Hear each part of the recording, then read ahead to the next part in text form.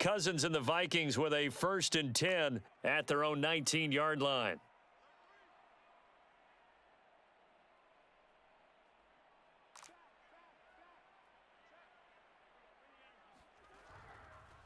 Now the first carry for Dalvin Cook. And he's going to get this one across the 30-yard line. All right, I got to ask you, with these RPOs, essentially the quarterback has 3 options, right? So what's different from that versus the triple option that we see the service academies run at the college level? As a general rule, the triple option at the college level, most things are called outside of the quarterback faking it to the runner and then keeping it himself and maybe having a trail back. And what I mean is, in the NFL, that option to throw the football all comes about organically. It's a natural deal based on reads. In college, if you're going to throw the football off a triple option, you've actually called that play. Well, this defense for the Bucs, they were very strong last week in the win over Carolina. And one of the key things you always look for when you're evaluating a defense is how opportunistic are they? How many takeaways do they get per game? And how about last week's game? That number, 6. Oh, that's into a sea of bodies, and it's intercepted. Picked off around the 37. And he is not quite going to make it all the way in. They'll mark him down right about the 1-yard line. Well, a shaky start for both quarterbacks now. We had the interception on the opening drive, and now they throw it right back to him.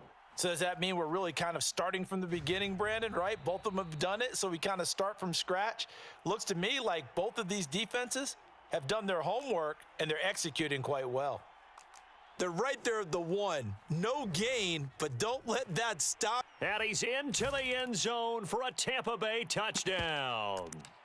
Leonard Fournette, his 11th touchdown of the year. And the Buccaneers on just 2 plays have taken the lead. Extra point up and good by Suckup.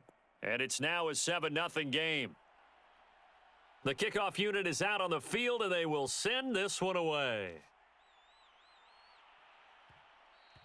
And that one will bounce out of the back of the end zone, so we will start here at the 25.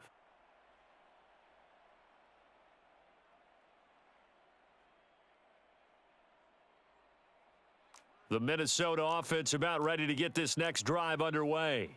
4-4, their record through 8 games on the season. Would you say that this team has overperformed, underperformed, or are they kind of right where you thought that they would be? And now this is intercepted. My goodness. Picked off at the 39. Well, to me, it's pretty simple, and it's fairly obvious, isn't it? He's got to start making better decisions with the ball. That's now 2 interceptions in the first quarter. After interception number 1, there was a long talk on the sideline, and now he's made another mistake. Yeah, he's just been kind of laying these passes out there. He's kind of been floating them a little bit. He's got to be more decisive in his reads and definitely more decisive in throwing the ball. And now this is intercepted. My goodness. Picked off down near the 5. And not the first quarter that he was hoping for. Now 2 interceptions thrown.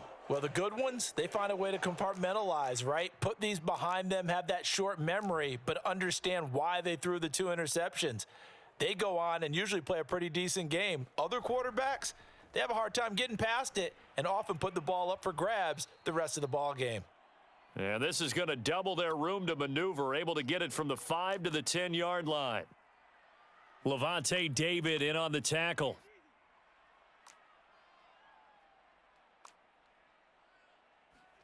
Second and 5 now. Cousins. That's complete to the receiver, Thielen. Charles, Thursday night game, I think a lot of teams probably say shrink the playbook somewhat. Is that correct? I think you're right about that because you just don't have the amount of time that you have in a normal week to put in a full playbook. So as you said, you shrink the playbook, pick out the plays that work best for you. And you know what else you're looking for? What's that? Who are the freshest guys coming off of the last game to play on a Thursday night? Guys have a little extra pep in their step. You go to them early and often. So now 2nd and 10 after the incompletion on first down. Cousins now. Eluding the pressure right. Looking here for Smith downfield. Oh, this is taken in. It's complete. And he finally goes down at the 23-yard line. A big play there for Minnesota. In our pregame meeting, all they talked about was keeping him hemmed in and wanting him to make his throws from the pocket because they knew he was pretty dangerous if he got outside, and he just... Touchdown, Vikings! Adam Thielen, his 4th touchdown on the year. And the Vikings are an extra point away from tying this thing up. Point after, right down the middle. And that will tie our score here in this opening quarter of play.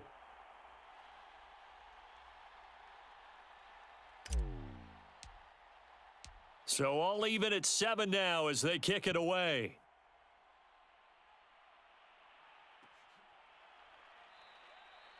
And this will not be returned. It'll come out to the 25.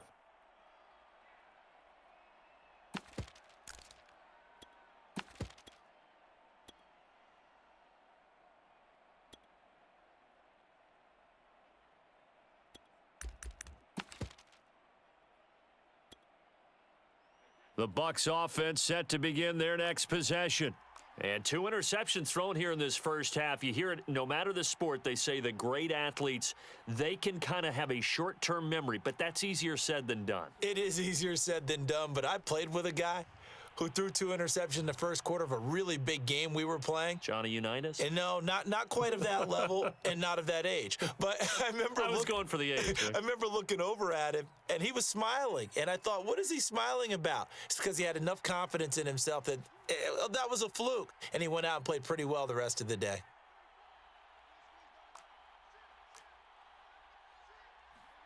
To throw once more on 2nd and 10. Brady. Airing this one out for Evans. And that ball incomplete. He couldn't work free from his defender, and now it's 3rd down. That's what you're going to need to do against those big receivers. You got to get in there and get physical with them. That time he got in close, got in tight, and knocked the ball away. Now they face a 3rd and 10 after back-to-back incompletions.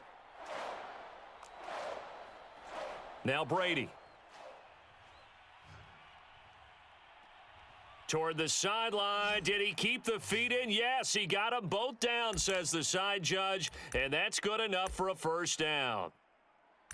And time to give some credit to the big fellows, the offensive line here, because you've got to have good protection on crossing routes because you've got to give your receiver time to work all the way across the field. That time, be able to scan the field, spot his receiver moving left to right, and make a good, accurate throw. Thank you, guys. Fournette, a 1st down carry. 5 yards is the tally on 1st down. That brings up 2nd and 5. Here's Brady. Airing this one out for Evans. And that's going to be incomplete. Good effort there trying to take a shot, but it's 3rd down. They come up now 3rd and 5 following the incomplete pass. Now Brady.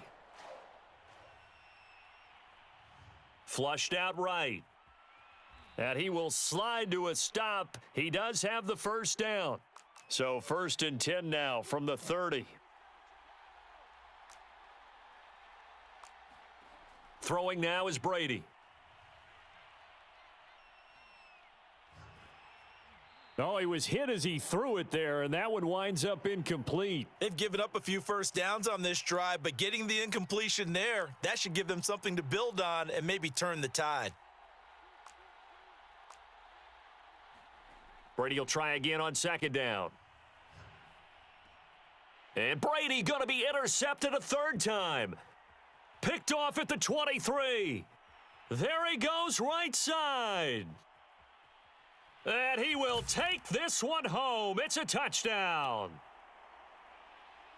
That was a nice catch, and not by the guy you thought it was going to be. How about the defender turning into an offensive player as soon as the ball hits his hands, and off he goes, off to the races, and into the end zone. Extra point splits the uprights, and that makes the score 14-7. And no return on this one as the fair catch is signaled for and taken.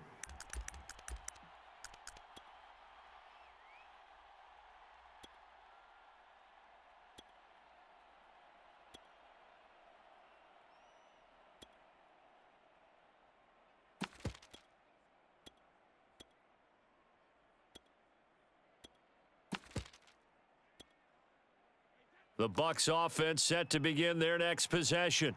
And last time, decent field position through the pick six. Obviously costly. But they can't afford to just bunker in now. All right, good field position means go ahead and attack on offense. Try and press the advantage a little bit. They just have to be better with the football on this possession. So that didn't bother you too much last time? No, because it's exactly what you're supposed to do. You can't have good field position, not try to take advantage of it. Sometimes the defense makes a good play too. And that one drops down, incomplete.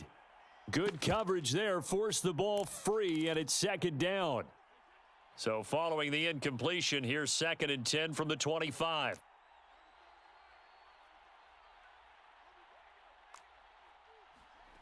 Here's Brady to throw. They'll swing this out to Fournette. And from the 25, they work this to the 29, a gain of 4.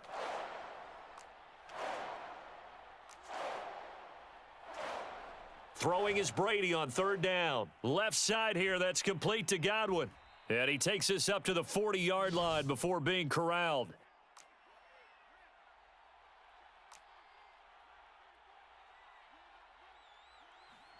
Brady to throw again. And this is going to fall to the ground, incomplete. That very nearly their 4th pick of the game. Instead, 2nd down.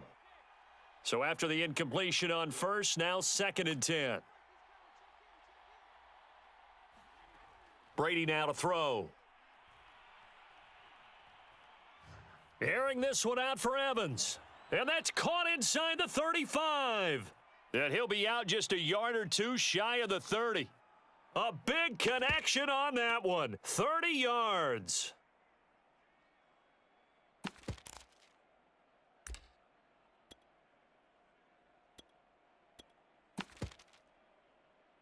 So the big play changes the complexion of things. Here's 1st and 10 just outside the 30. And now the Vikings are going to stop it here on defense with a timeout. They'll have 2 remaining as we step aside here in this 2nd quarter. Again, it's Brady. He lets this one fly toward the back of the end zone. And it'll be intercepted.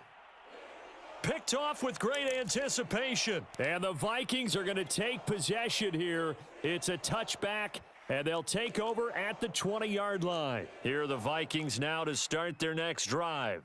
They are currently mired in a losing streak. Now they get the short week for the Thursday night game. Do you see that as a potential positive, or is this just more in what has been really a string of bad luck for them? Well, to me, it comes down to leadership, and leadership's got to spin it into a positive and make it an advantage for them. Yes, we're in a losing streak.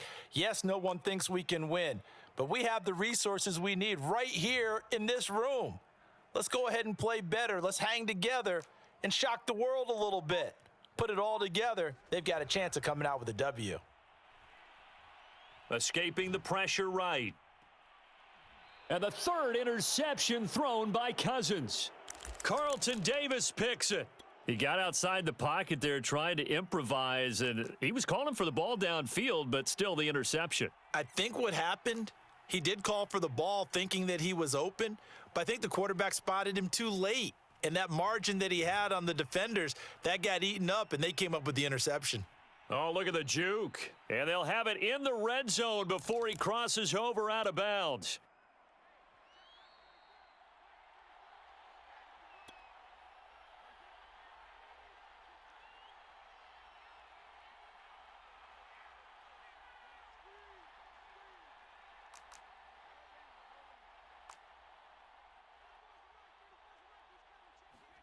Brady now on 1st down. Flush to his right. And that will be caught, but out of the end zone, says the field judge. It's ruled incomplete. And to put it mildly, this is a tough spot defensively. They have to come right back out and defend their red zone. But how about that good first step towards forcing them to settle for at least 3 points? I think they're also thinking bigger right now. Imagine being able to stop them totally and change the momentum. And this play gets blown up. They'll lose yardage. Back at the 17.